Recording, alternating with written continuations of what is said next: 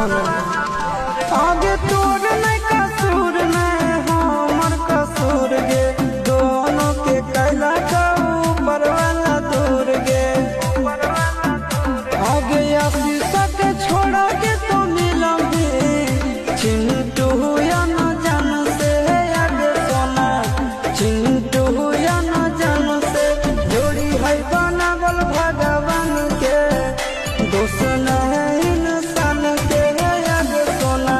दोस्त न है भगवान